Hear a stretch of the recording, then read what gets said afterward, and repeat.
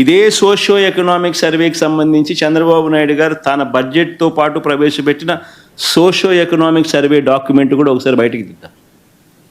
ఎందుకంటే ఇదే బడ్జెట్తో పాటు ఆయన హయాంలో ఆయన ప్రవేశపెట్టిన సోషియో ఎకనామిక్ సర్వేకి సంబంధించిన రిపోర్ట్ ఒక్కసారి బయటికి తీస్తే ఆ సోషియో ఎకనామిక్ సర్వేలో socio economic report page number 379 అటువైపున టేబుల్ ఒకసారి చూడండి. పేజ్ నెంబర్ 379 చూస్తే ఎంఎస్ఎంఈ సెక్టర్, ఇది కొంచెం బ్లోఅప్ చేయడం, ఆ పక్క కొంచెం బ్లోఅప్ చేస్తే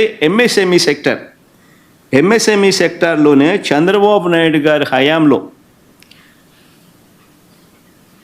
2014 నుంచి 19 మధ్య కేవలం ఆయన హయాంలో 8,67,000 మందికి మాత్రమే ఉద్యోగాలకు అందుబాటులోకి తీసుకురాగలిగితే చంద్రబాబు నాయుడు గారు ఇదే వైఎస్ఆర్సీపీ హయాంలో 2019 నుంచి 2024 మధ్యలో ఏకంగా 32,79,770 ఉద్యోగాలు వైఎస్ఆర్సీపీ కల్పించినట్టుగా ఆయన ప్రవేశపెట్టిన socio economic survey report, budget డాక్యుమెంట్స్తో ప్రవేశపెట్టిన సోషియో ఎకనామిక్ సర్వే రిపోర్ట్తో ఆయనే ఒప్పుకుంటూ అసెంబ్లీలో ప్రవేశపెట్టాడు.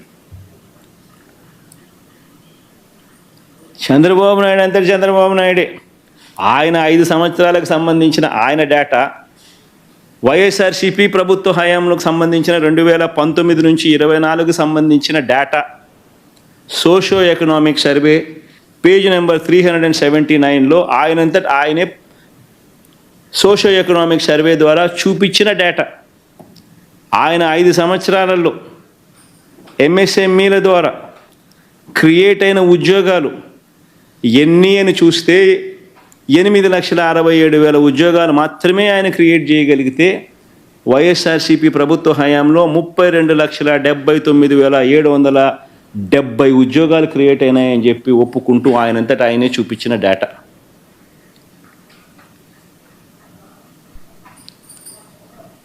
ఎవరి హయాంలో అభివృద్ధి రిజిస్టర్ అయింది అని ఒక్కసారి గమనించమని అడుగుతా ఉన్నా.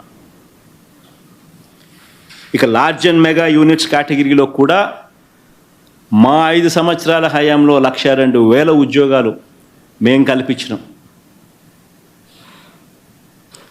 చంద్రబాబు నాయుడు గారి హయాంలో 102,000 కన్నా చాలా తక్కువగానే లార్జ్ అండ్ మెగా యూనిట్స్ కేటగిరీలో కూడా నమోదు కనిపిస్తుంది.